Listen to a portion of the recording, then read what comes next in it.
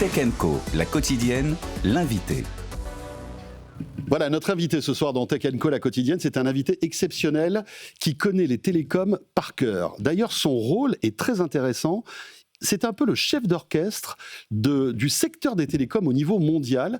Il faut savoir que le GSMA, puisque c'est comme ça que ça s'appelle, est une espèce d'association qui régit en fait et qui fait parler entre eux tous les opérateurs télécoms au niveau mondial. C'est assez intéressant et on va en parler avec mon invité, donc Vivek Badrinath est là. Bonsoir Vivek. Bonsoir, c'est un plaisir d'être là. Merci d'être avec nous. Je sais que vous avez en plus un emploi du temps hyper chargé. Vous venez de terminer le Mobile World Congress de Barcelone où nous y étions d'ailleurs. On s'est raté, mais vous nous faites l'amitié d'être là ce soir pour justement nous parler, de faire un point sur l'actualité des télécoms qui est multifacette, cette actualité. Il y a énormément de sujets parce que vous êtes finalement dans tous les secteurs et dans tous les sujets. À la fois des sujets géopolitiques, technologiques, bien évidemment, avec cette volonté de garantir la connectivité pour un maximum d'humains sur Terre. C'est ça qui est assez intéressant. Est-ce que vous pouvez nous expliquer un petit peu ce qu'est le GSMA ? Et quel est votre rôle là-dedans ? Alors, je suis le directeur général de la GSMA. C'est une institution... Depuis avril 2025. Depuis avril 2025. Et donc, c'est la première année. Et ce MWC à Barcelone, c'était mon premier en tant que DG. C'est vrai. C'est une association qui a presque 40 ans, qui est née d'abord dans un monde très technique quand le GSM est sorti. Donc, en fait... GSMA, ça veut pas dire GSM Association. Au départ, ça voulait dire GSM Association. C'était l'association de la technologie GSM. La technologie GSM. Qui est une technologie européenne d'ailleurs. Et c'était donc une association très centrée sur l'Europe. Oui. Et en fait, d'ailleurs, qui a été presque issue d'un ensemble d'administrations publiques qui avaient mis ensemble leurs ressources pour réfléchir à une norme pour faire du téléphone mobile. Aujourd'hui, c'est Global System for Mobile Communications, donc les mêmes initiales, mais pour une définition un peu différente. Pourquoi ? Parce qu'entre-temps, le mobile, depuis la 2G, s'est étendu, et surtout s'est étendu de manière identique à partir de la 4G sur tous les continents. Depuis la 4G, nous avons un seul standard. On ne change plus de téléphone quand on change de pays. Et donc cette association a évolué avec le temps, avec une implication plus forte d'autres régions du monde. Et c'est vraiment une association globale. Donc je suis DG et je rapporte donc à un conseil d'administration qui comprend 23 patrons d'opérateurs qui sont les plus grands opérateurs du monde, qui représentent pratiquement 80% des connexions mondiales. Et on a essentiellement 3 missions. On fait de la technique. Pourquoi ? Parce qu'il faut que ça marche. Le plus visible, c'est le roaming. Il faut que les opérateurs se coordonnent pour que le téléphone fonctionne quand vous voyagez. Mais c'est aussi comment est-ce que, quand on passe de la 3G à la 4G, telle ou telle solution peut être mise en œuvre. Et puis c'est intéressant de faire ça ensemble, parce que finalement, ce n'est pas la peine que chacun réinvente une manière de faire le mobile dans chaque région. Et donc on contribue aux travaux de normalisation. Et puis on fait de la standardisation technique ou de l'appui technique. Donc ça, c'est un premier volet. Deuxième volet, c'est qu'on travaille sur les politiques publiques. Pourquoi ? Parce que les pays où le secteur mobile se développe bien, en général, c'est bon pour l'économie numérique. Si les réseaux fonctionnent, si les clients peuvent avoir accès à cette technologie, ça marche beaucoup mieux. Et donc on travaille avec les gouvernements pour trouver des politiques qui favorisent le développement du mobile. Puis le troisième volet, c'est celui du MWC. On est aussi un lieu de rencontre. Un lieu de rencontre entre opérateurs et entre tous les technologies. Voilà, de tout l'écosystème télécom, en fait, qui est de plus en plus important. Non, tout à fait. Alors, ce MWC 2026, nous étions, puisque Tech Co avait fait le déplacement, nous étions sur le stand d'Orange. Orange, un opérateur que vous connaissez bien, parce que je crois que vous y avez travaillé. J'ai travaillé 14 ans, et c'est une maison que j'adore. Oui. Voilà, Vodafone aussi, Accor. Enfin, voilà, vous avez un passé intéressant dans le monde des nouvelles technologies et des télécoms. Qu'est-ce qu'on peut retenir de ce Mobile World Congress 2026 ? C'est une très belle réussite. Je crois que les gens étaient contents. Et bon, j'ai été hôtelier, donc quand je vois les gens qui ont le sourire sur ce terrain qui représente à peu près... Mission accomplie. Mission accomplie. Les conversations se tiennent, les gens rencontrent les gens qu'ils ont envie de rencontrer. Un Mobile World Congress, c'est essentiellement 4 événements en un. D'un côté, c'est une conférence. Donc on a 24 lieux de conférence, dont une grande scène, 1700 locuteurs 1700 personnes qui discutent, qui échangent, qui donnent leurs idées. Oui. C'est une exposition, c'est 40 terrains de foot quand même de superficie. C'est 2900 entreprises, donc c'est effectivement c'est une grande convention, quoi. Et vous étiez sur le stand d'Orange dans le hall 3, là où il y a beaucoup de grands opérateurs. Bien sûr, et beaucoup de constructeurs de smartphones aussi. Oui, parce qu'il y a encore un certain nombre de marques qui aiment bien montrer leur modèle là-bas, et c'est très porteur. C'est aussi un événement start-up. Un peu plus loin, il y a plus de 1000 startups qui viennent et qui rencontrent, j'ai coutume de dire, ils rencontrent 70 milliards, c'est-à-dire qu'en fait, on a un certain nombre d'investisseurs qui se déplacent pour voir ces 1000 startups et qui ont 70 milliards à investir. Et puis, il y a une conférence ministérielle. Alors, celle-là, elle n'est pas ouverte à la presse, mais c'est un très gros rassemblement d'autorités publiques. On avait presque 60 ministres, 55 ministres, je crois, 118 régulateurs, enfin 180 pays représentés. Et là, ces gens-là se réunissent pour discuter avec les dirigeants des sociétés de télécom ou de tech.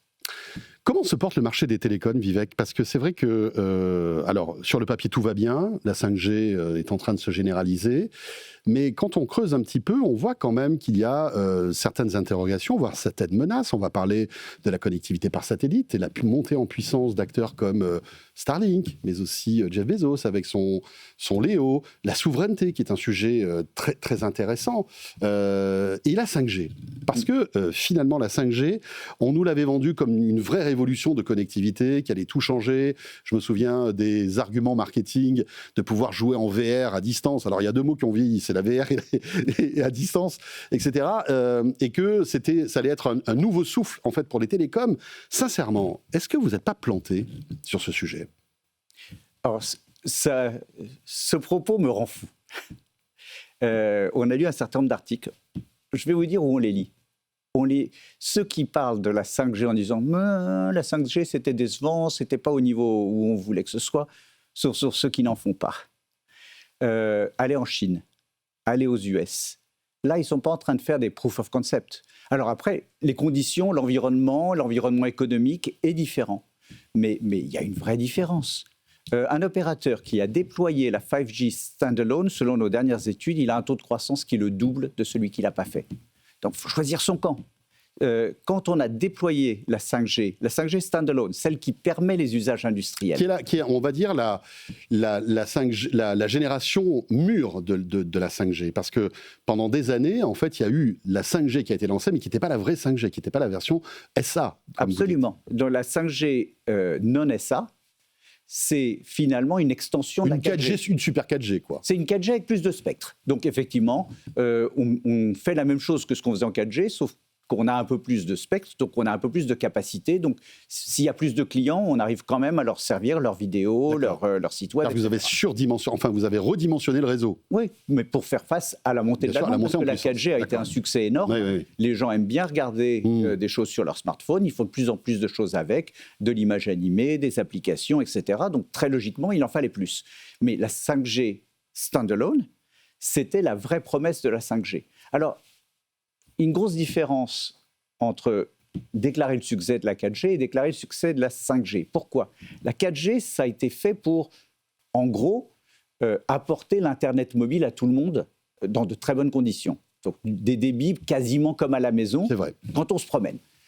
Comment est-ce qu'on... c'est quoi le succès ? C'est quand tout le monde s'en sert.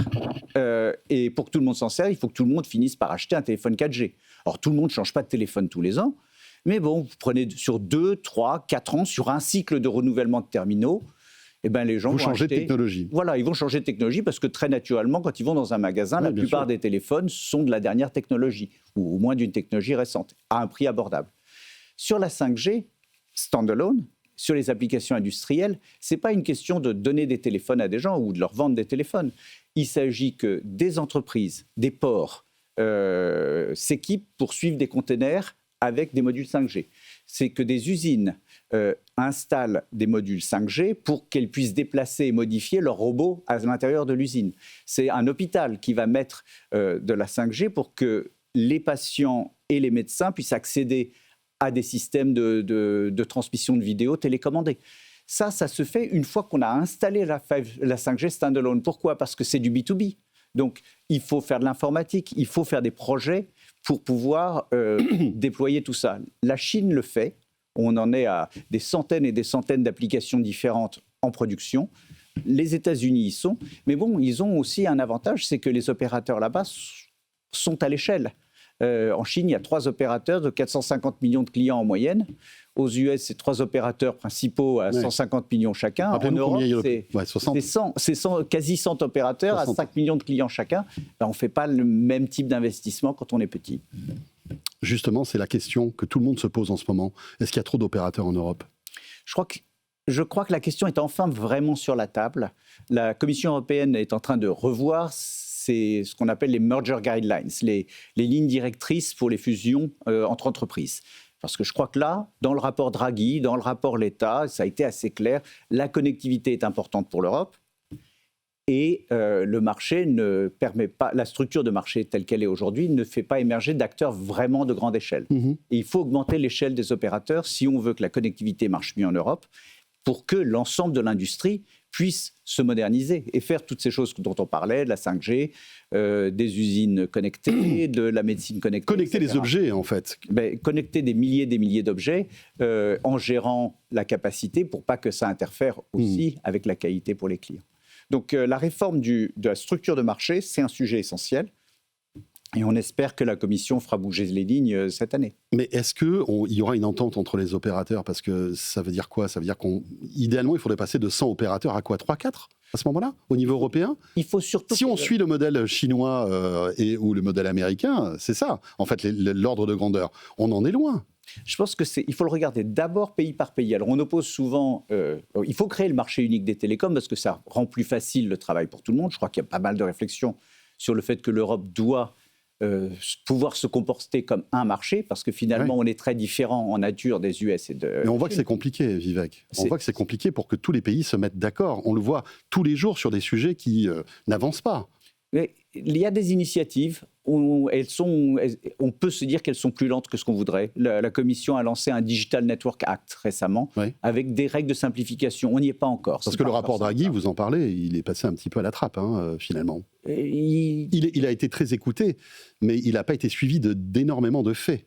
Je pense qu'on est vraiment... Oui, si on commence à suivre toutes les recommandations et à se dire lesquelles ont été appliquées, dans notre secteur, on est encore en attente. C'est très, très clair. Et en tant que GSMA, on a de cesse de répéter que ce qu'il y avait dans le rapport Draghi, on pense que c'est exactement ça qu'il faut qu'on fasse pour renforcer ce socle qui est la connectivité. Si on veut faire de l'IA, si on veut faire des usines modernes, il faut que le réseau fonctionne. Parce que le problème, c'est une équation économique, c'est-à-dire que plus il y a d'opérateurs, moins il y a d'argent. On est d'accord. C'est ça le nerf de la guerre. Oui. Et les investissements sont plus faibles. On est une économie de coût fixe, c'est-à-dire que couvrir un pays, il y a un moment, il faut mettre une antenne, suffisamment d'antennes pour que tout le monde puisse avoir de la 5G. Si on veut que toutes les entreprises puissent avoir de la 5G standalone, comme on l'évoquait, pour pouvoir aller acheter des équipements ou moderniser leur système de production, il faut pouvoir couvrir le pays. Si on est trop petit, on n'a pas les moyens. Et surtout, si on a trop peu de clients, on ne peut pas se payer cet investissement parce que le marché est trop petit.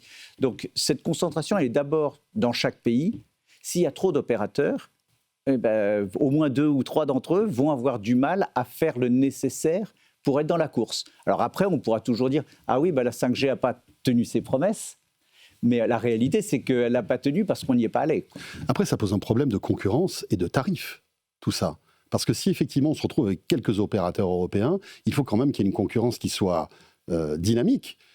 Aujourd'hui, alors on peut soit le déplorer, soit l'applaudir. En France, on a la chance, nous, consommateurs, d'avoir des tarifs jamais vus en termes de télécom, que ce soit pour l'Internet fixe ou l'Internet mobile.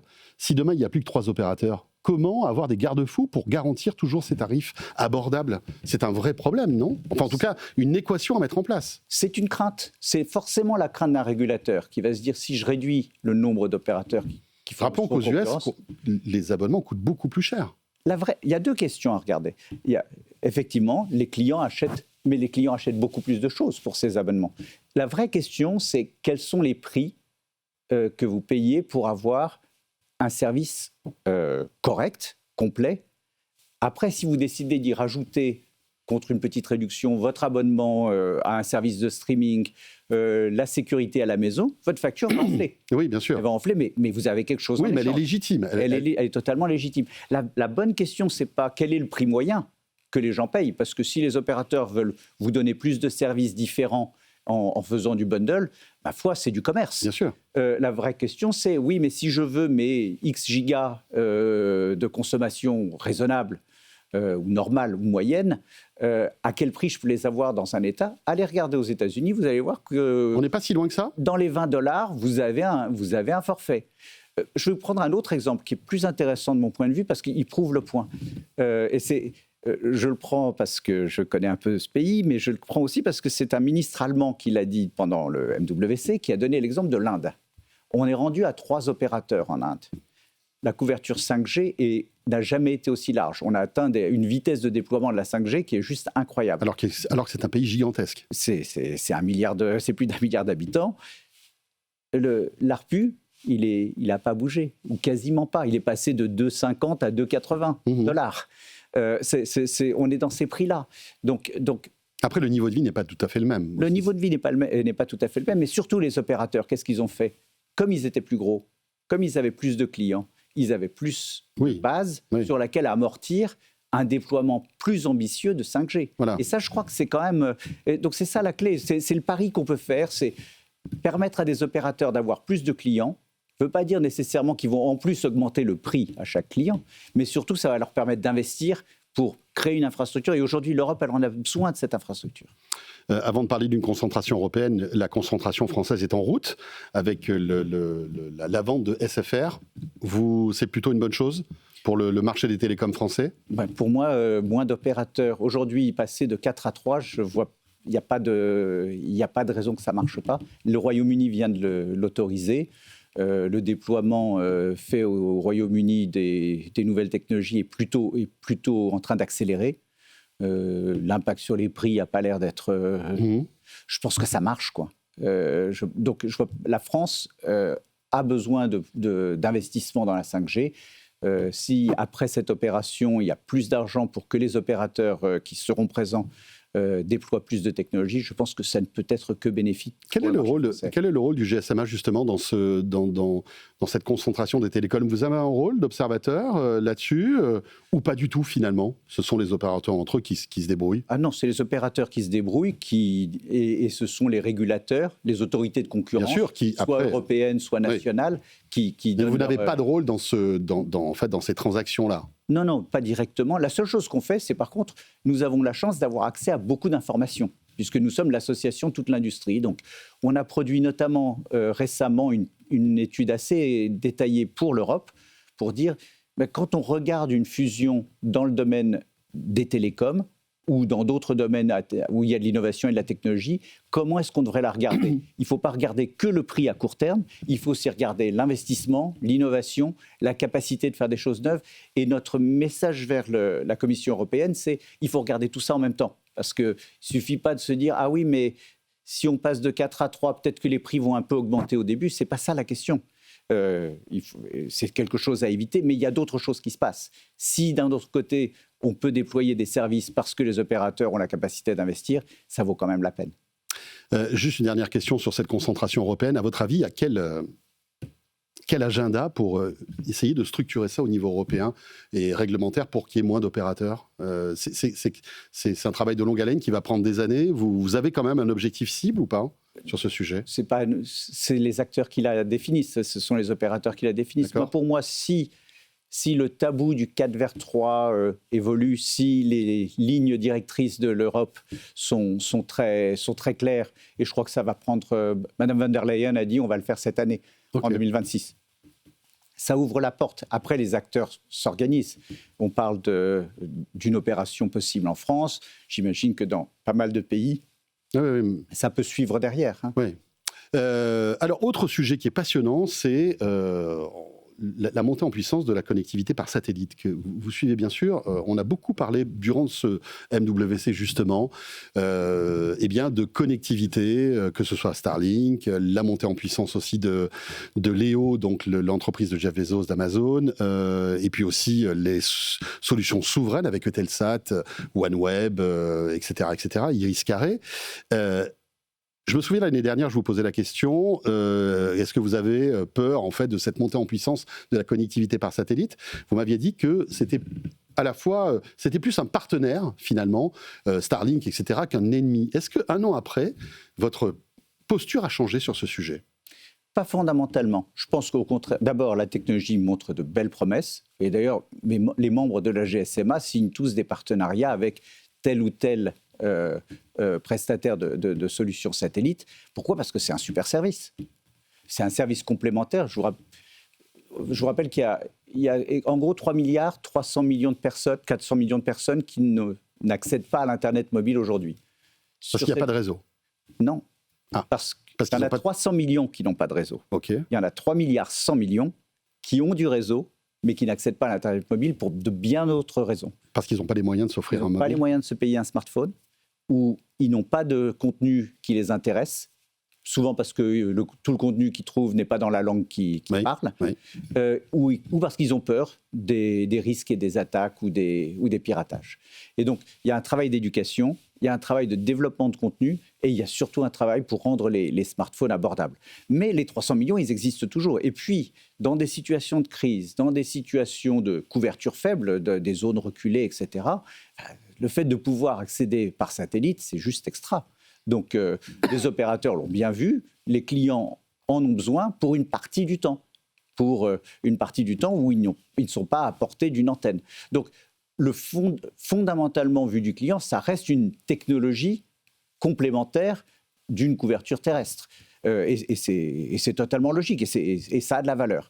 Il y a des enjeux autour du spectre, parce que il y a du spectre possible pour le satellite. Donc, les spectres, en fait, ça va être les gammes d'ondes. Les gammes d'ondes sur lesquelles on peut communiquer entre un téléphone et un satellite. Okay. Et il y aura un certain nombre de débats à Shanghai en 2027 dans la grande conférence mondiale des radiocoms qui vont porter beaucoup sur des sujets autour de l'interfonctionnement entre les ondes qu'on utilise pour pointer sur le satellite et les ondes qu'on utilise pour... les ondes terrestres, on va dire. Voilà, terrestres. Et donc, en fonction de comment tout ça se dessine, on pourra faire plus ou faire moins avec le satellite. Une des choses qui est importante pour nous, c'est en revanche que tout le monde soit soumis aux mêmes règles pour le même service.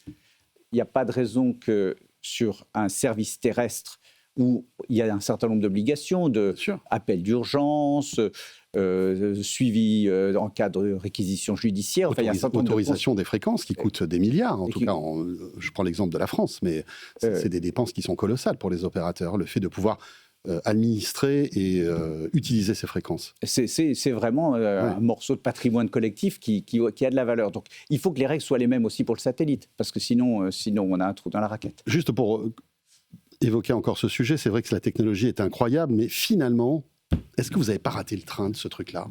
Aujourd'hui, ce sont des opérateurs privés, Elon Musk, Jeff Bezos, qui sont en train d'arroser le monde entier de ces connexions par satellite. Est-ce que ce n'était pas justement aux opérateurs télécoms de s'accaparer cette technologie ?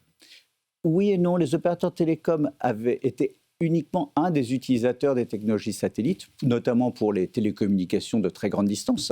Ils ont toujours eu des fonctions un peu de enfin, en B2B, c'est-à-dire à l'infrastructure du réseau. Mais je pense qu'aussi, il y a une dimension. La vraie transformation, elle vient d'où ? Elle vient notamment, je dirais, de la révolution des lanceurs. Parce que ce qu'on fait aujourd'hui, c'est qu'on ne pouvait pas faire il y a 20 ans. Ça vient du fait qu'on est capable de miniaturiser plus des satellites qu'on envoie en orbite basse, et surtout d'en envoyer beaucoup à un prix beaucoup plus bas grâce aux nouvelles technologies de lanceurs.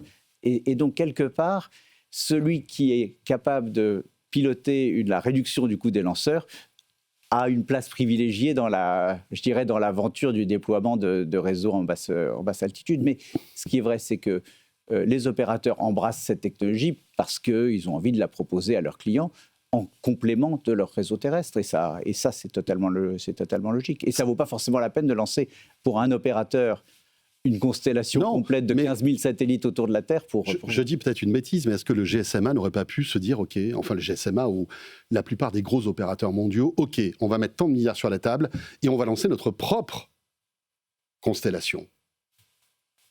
Il y a une option, il y avait une idée, ils l'ont fait pour le sous-marin, par exemple. Les câbles sous-marins. Bien sûr, les câbles sous-marins, bien évidemment. Il y avait une logique de consortium. Je crois que cette technologie, elle a... On sent un peu un regret quand même dans votre discours sur ce sujet. Vous savez, on pourrait mettre Paris en bouteille. Hein, donc, non, c'est clair. C'est ça. Clair. C'est certain que c'est une technologie qui est globale. Qui peut être partagé. Et qui est très complémentaire de ce que vous proposez aujourd'hui. Absolument. Parce que qu'est-ce qui va se passer à votre avis dans quelques années ? Je vais scanner mon réseau, j'aurai Orange, alors je parle de la France, hein, Orange, bon, peut-être plus SFR, mais Orange, Bouygues, Free, oui. Et j'aurai Starlink aussi sur mon téléphone. Est-ce que vous aurez envie de prendre un abonnement juste pour faire Starlink, ou dans la mesure où les autres opérateurs terrestre, ou l'offre comme une option complémentaire, vous l'utiliserez 4% du temps. Est-ce que c'est... vous en avez envie, mais si c'est pour l'avoir pour 4% du temps, c'est peut-être pas celui sur lequel... Peut-être pour les zones blanches, les zones où... Mais quand vous allez faire votre rando dans le Vercors et qu'il n'y a pas de couverture sur la colline où vous êtes, vous serez très content de l'avoir, mais il n'y a pas que ça. Hein. Je ne veux pas le réduire à des zones blanches.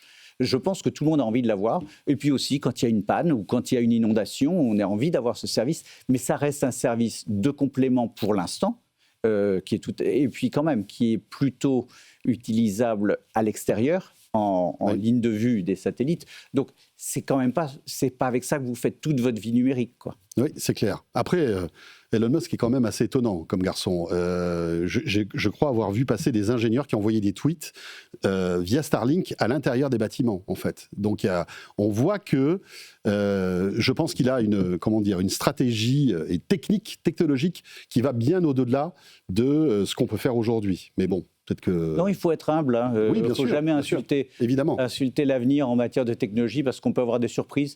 Ce qui est vrai, c'est qu'en intérieur, ça appelle d'autres ressources de spectre. Donc, entre pouvoir le faire et pouvoir l'offrir à 30 millions de clients, c'est pas tout à fait la même chose. Mais n'insultons pas l'avenir là-dessus, quoi. Petite question sur on va dire le contexte géopolitique et cette période de guerre que nous sommes en train de vivre. J'imagine que vous suivez ça de près parce que forcément vous êtes l'un des nerfs, l'un des moteurs de tout cela. Qu'est-ce que vous pourriez nous dire là-dessus en ce moment ? Sujet compliqué, inquiétant ? D'abord inquiétant fondamentalement parce que beaucoup de populations souffrent et sont soumises à beaucoup de risques et de dangers, donc c'est une période difficile.